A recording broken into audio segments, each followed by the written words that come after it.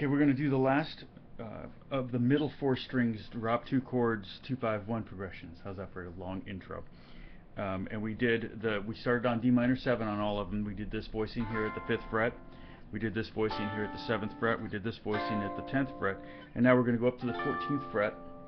And the reason we're not going to go down to the 2nd fret is because the next chord, voicing the most common G7 voicing we would use with that, would have an open string in it, and I want everything to be easily transposable by not using open strings. Okay, so this, whatever we do here with the 2-5-1 progression, is going to be easily transposed to any other key.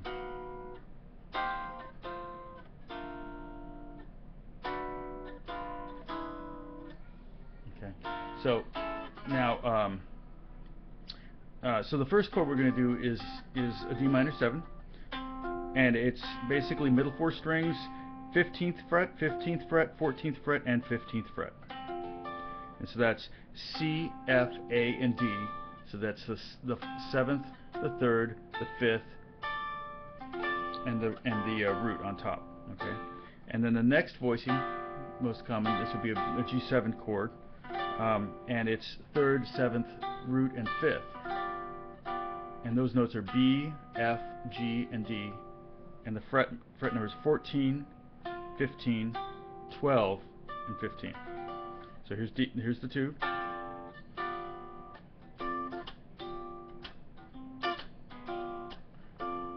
A lot of songs have kind of looping 2/5s progressions, so you don't have to go to the 1. You can always just do the 2 and the 5. There were a couple George Benson songs that would do that. George Benson would solo over the 2/5 and then leave the full progression soloing, like on This Masquerade. Jorge Dalto would play over the whole progression. The more complex, actually more fun to play over, I think, than just a simple 2/5. But it is, in some ways, it's difficult to play over a simple 2/5 because if it just keeps looping, because you have to be very creative and come up with a bunch of different ideas with the same progression. Sometimes when you have a very complex progression, you're basically just trying to keep up with it. But this way, you have to actually be pretty creative and come up with some non-redundant ideas over a period of a 1 or 2 minute solo. Okay, now here's the problem. The one chord that we could go to here could be this voicing here, and it's basically a 3rd inversion C major 7 chord. It's got the 7th on the bottom, which is a little weird. And so that would be 14, 14, 12, and 13. So here's the D minor 7. It doesn't sound that bad. I'm surprised. But another one we could do is we could use the next C major 7 chord further up the neck. So it would be D minor 7, G7, and go up to this voicing, which is 15, 17, 16, 15. Sorry. 15, 17, 16, 17. Root, 5th, 7th, and 3rd.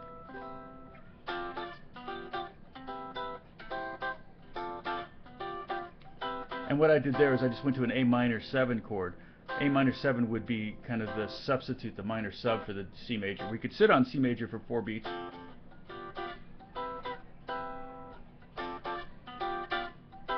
But if you want a little bit more movement,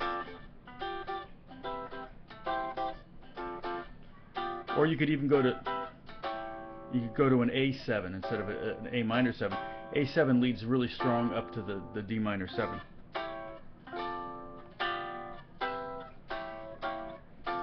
Okay, so let's come up with some variations. Okay, D minor 7. We could go to, instead of G9 or G7, we could go to G9 like this. So we go D minor 7 to G9 to C major 7. So this would be D minor 7, 15, 15, 14, 15, to G9, 14, 15, 14, 15, and then to the C major 7, 15, 17, 16, 17. Now this one we could do down here without any open strings. Okay, so now on the G7 chord, it's root on top, then the 5th on the 3rd string. I'm sorry. I'm thinking of the D minor 7. It's 5th on top, then the 9th, then the 7th, and then the 3rd. And so you can see the 9th on the 3rd string. If we want to do a flat 9 chord, we just go down a fret. So now it's 14, 15, 13, 15. D minor 7. Just slide the first and second fingers down 1 fret, and you get G minor 7 or G7 flat 9. Or we can go to this C major 7. All right. Now we could easily, now we know how to make a flat 9 chord with this. We can go sharp 9 right there. That's really nice. So basically what we're going to do is we're going to take this, it's kind of cool. We take the D minor 7, okay, 15, 15, 14, 15, and then we're going to go 14, 15, 15, 15. So we have G minor 7, and then we're going to have the C of the D minor 7, the 7th, is going to go down to the B of the G7, and the 5th, sorry, of the D minor 7 is going to go up to the sharp 9 of the G7 sharp 9. So that's what this is: D minor 7 to G7 sharp 9 to C major 7. Okay. Now we're here at this G7 sharp 9. We could go G7 sharp 9 and sharp 5. So we take that pinky up a fret, and we end up with 14, 15, 15, 16.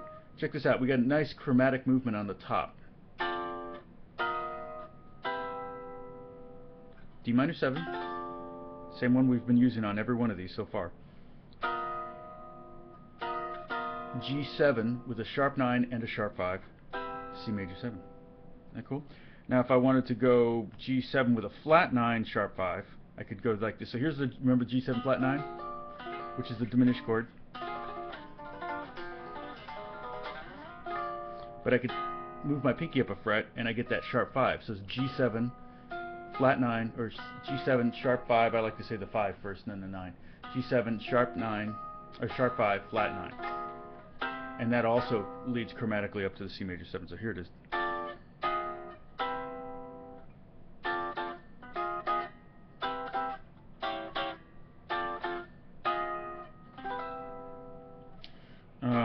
Okay, so let's do D minor 7 flat 5. So the 5th is this first finger, so it's real easy to flat the 5 on a D minor 7, on this D minor 7 voicing. And then we just take the second finger down a fret, and we get G7 with a flat 9 up to C major 7.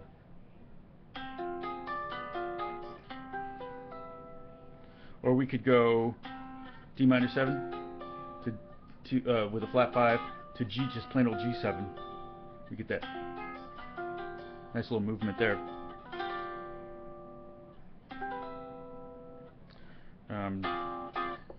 D minor 7 with a sharp 5 would just be this. So D minor 7 sharp 5 to G7, say sharp 9 to C major 7. So that would be 15, 15, 15, 15, 14, 15, 15, 15, and then our C major 7, which again is 15, 17, 16, 17. Or we could play down here.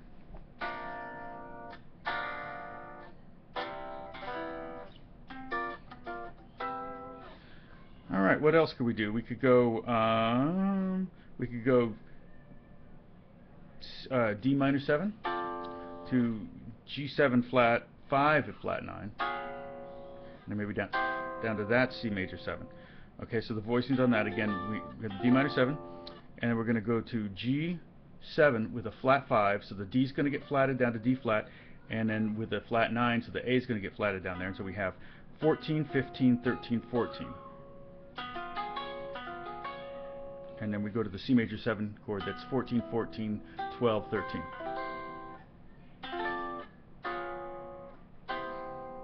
A little bit of a finger twister, but it's a good exercise. You might want to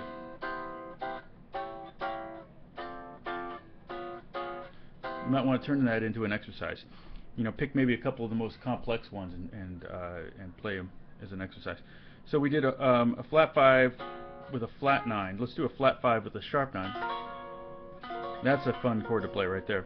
So we have D minor 7 flat 5, or no, let's go D minor 7, and then we're going to have G7 with a flat 5 and a sharp 9, and that's 14, 15, 15, 14. and maybe go down to this C major 7.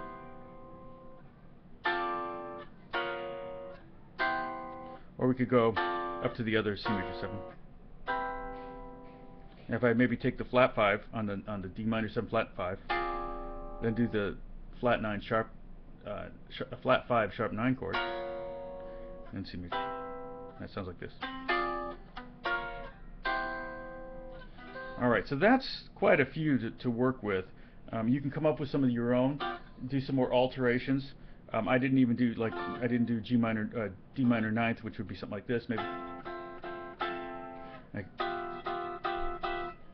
I could do that. Be D minor 9th, because I'm taking the root up to the 9th, so that makes it D minor 9th.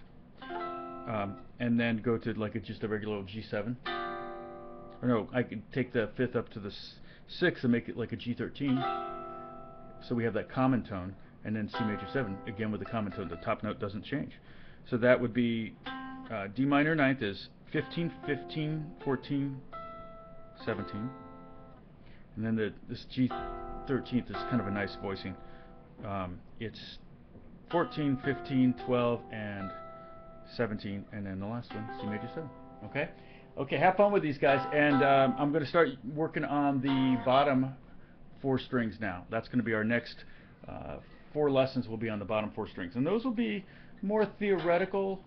I mean, we'll actually they're still good to know, and you will probably use them. You may very well use them, but we're gonna start with the G minor 7, which is a very familiar shape, and we're gonna go from there. We're gonna start with 4 different G minor 7s and do some alterations to those. Okay, have fun, guys. Keep playing. God bless you.